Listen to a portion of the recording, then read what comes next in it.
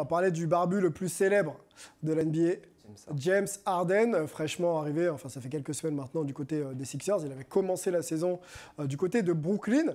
On se pose la question de savoir comment va James Harden parce que les performances statistiques, j'entends, elles sont en baisse. Alors c'est les stats de play-off, ce n'est pas les stats de saison régulière. Donc au-delà des statistiques, je vois déjà Melo surréagir.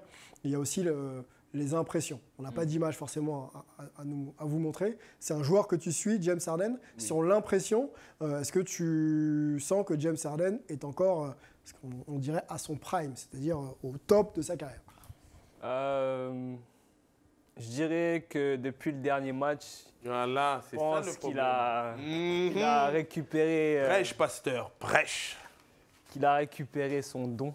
Alors, on a les stats, justement, les stats de la série. Et on voit justement un Game 4 qui est bien plus impactant avec 31 points, 44% au tir à 2 points et 60% à 3 points. Donc, il y a une vraie performance de James Harden qui demande peut-être à confirmation.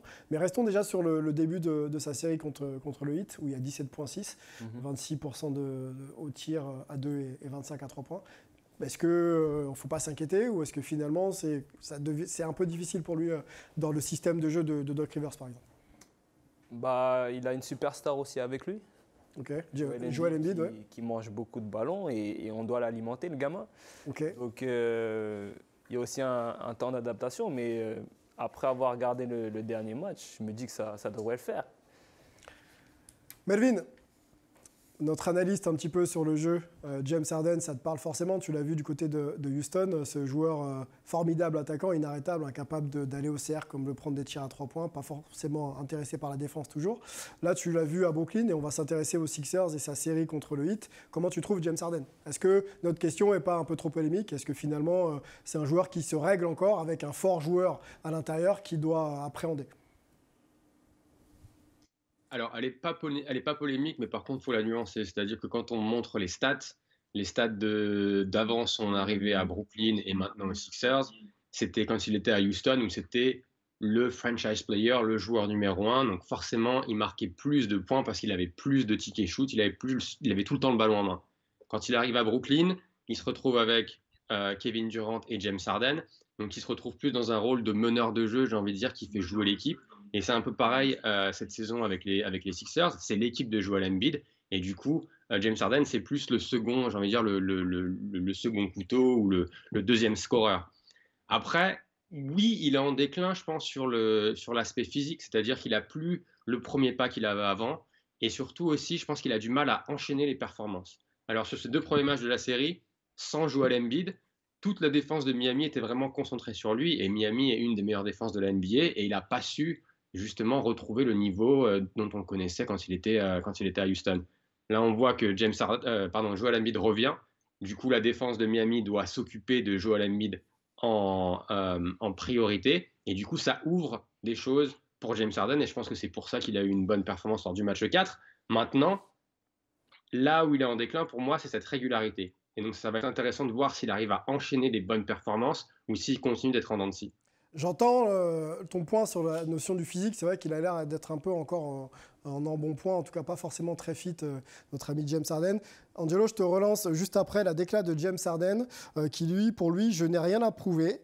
Je vais sur le terrain pour jouer mon jeu et essayer d'aider mon équipe à gagner. Je ne ressens pas de pression particulière. Je ne ressens pas tout ça. Voilà, James Harden, c'était en avril dernier. Lui, il joue comme il a toujours joué, qu'il soit à Houston, à Brooklyn ou aux Sixers. Il ne ressent pas la pression, James Harden. Il devrait la ressentir parce que James, il fait peine à voir. Et surtout, le déclin physique dont il est question est non seulement évident à l'œil, mais il est même statistiquement prouvé.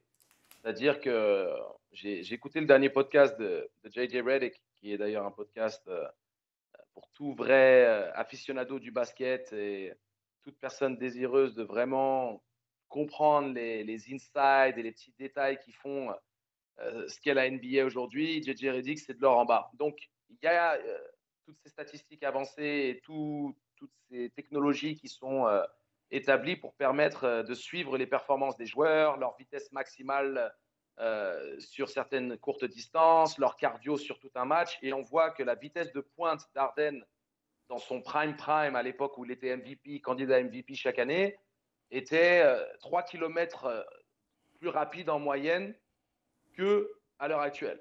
C'était 19 km/h sur sa vitesse de pointe quand il était dans son prime. Il en est à 16 aujourd'hui. Il tire la charrette et il est en train de payer le fait de ne pas avoir pris soin de son corps comme il se devait quand il était question de se faire trader, qu'il a un petit peu manigancé une de mes formes. Qui ne serait pas resté en forme, en tout cas. Son mécontentement. Oui, ok. Ouais, Ok. exactement. Il avait manifesté son mécontentement pour se faire échanger et il s'était laissé tout simplement être hors de poids. On le voyait, hein, c'était Bibendum Arden.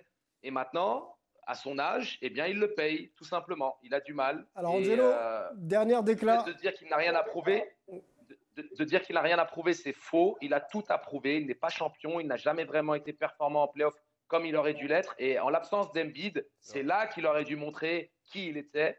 Et sur les 2 premiers matchs, ça faisait peine à voir. Donc oui, il a fait un match 3 sensationnel, Harden de retour. Voyons voir dans le temps, les amis, avant de se dire que son prime est de retour, parce que pour l'instant, c'est le déclin absolu. Hein. Ça demande confirmation. Effectivement, une dernière déclat, celle du leader de la franchise pour toi, Mehdi, Joel Embiid. On en parlait ensemble. Je n'ai pas arrêté de le dire depuis qu'il est arrivé, donc il parle de James Harden, hein, depuis qu'il est arrivé ici.